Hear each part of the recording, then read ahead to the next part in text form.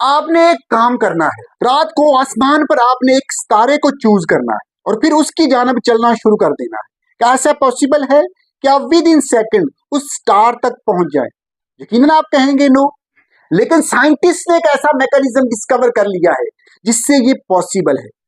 वो मैकेनिज्म क्या है और वो कैसे डिस्टेंस को शॉर्ट करता है और कुरान मजीद में इसके बारे में पहले से कैसे मौजूद है, आज हम इसको देखेंगे।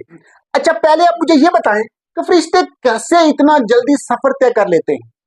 ठीक है, एक तो इनकी स्पीड बहुत तेज होती है, क्या वो कोई शॉर्टकट भी यूज करते हैं? जी हाँ, वो भी यही मैकेनिज्म यूज करते हैं, दैट इज वार्म होल। अब ये कैसे डिस्टेंस को शॉर्ट करता है, आइए इसको समझते हैं। मान लें इस पेज पर एक पॉइंट ए है, एक पॉइंट बी है। ए से बी के बीच 100 किलोमीटर का डिस्टेंस है। अब ए से बी तक जाने के लिए हमें बहुत सा टाइम चाहिए, लेकिन अगर मैं इस पेज को मोड़ दूं और ऐसे इनको आपस में जोड़ दूं और एक सुराख कर दूं, तो अब ए से बी तक मैं विद इन सेकंड में पहुंच सकता हूं। सेकंड, अगर आप इस रोलर कोस्टर को देखें तो अपवर्ड जाते हुए इसकी स्पीड बहुत स्लो है क्योंकि ये ग्रेविटी के अगेंस्ट जा रहा है, मगर डाउनवर्ड आते हुए ग्रेविटी की वजह से इसकी स्पीड बहुत तेज हो जाती है।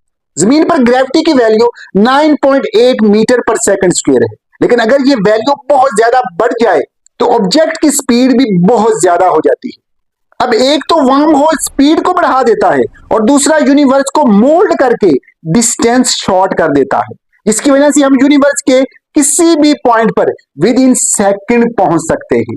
इसका कंसेप्ट 1935 में आइंस्टाइन और नेटन रोजन ने दिया था, लेकिन कुरान मजीद में इसके बारे में 1450 ईयर पहले ही कुछ इस तरह बता दिया गया था। अल्लाह की तरफ से वार्म होल्स, फरिश्ते और रूह इसकी तरफ एक दिन में चढ़ते हैं, जिसकी पैमाइश 50,000 साल है। मींस यहां पर वाजिया बताया जा रहा है कि जो सफर आम लोग 50,000 साल में तय करते हैं, फरिश्ते और रूह इतना डिस्टेंस एक दिन में ट्रेवल करते हैं, और वो जिस शॉर्टकट पाथ को यूज करते हैं दैट इज वार्म होल।